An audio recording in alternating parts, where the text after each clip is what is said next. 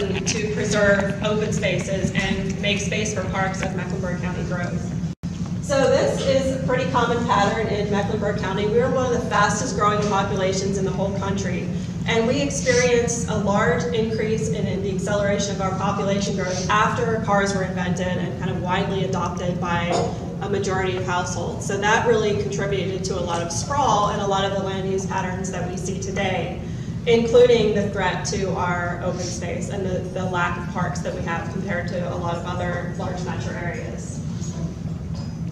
At Sustain Charlotte, we take a smart growth approach to ensuring that everyone has access to the full benefits of the community, including parks and green spaces, even if they don't have a car.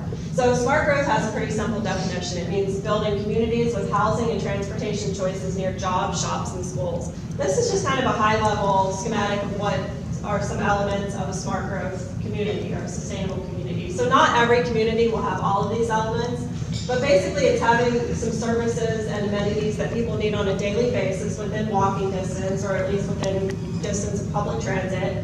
It means having a lot of quality public spaces, a mix of quality affordable housing. And within the community, or within easy access to it, there's things like walking trails, green spaces, bike paths, healthy lakes and wetlands, community gardens, and local parks.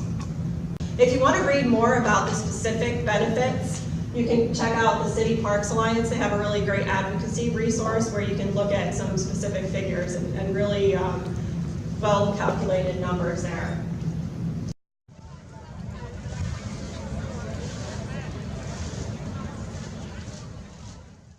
Senior centers, we provide fitness and wellness for all parts of the community, from kids all the way up to seniors.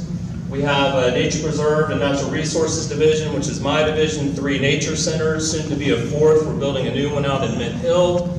Actually just broke ground a couple weeks ago. And then we have a park planning division that's responsible for the hundreds of millions of dollars of CIP projects that we have that we'll be working in over the next 5 years or so. This map shows you from 1984 to 2003 how we went from a relatively green county to a relatively developed county. The gray that you see there is pavement, houses, parking lots. So you can see in that 20-year span how much Mecklenburg County changed. We worked with Catawba Lands Conservancy and the Urban Institute out at UNC Charlotte to look at how land use has changed here in Mecklenburg County. To show you the type of challenges that we all deal with, not only in Park and Rec, but as a county, Louisa, stormwater, all of us are dealing with these kinds of things.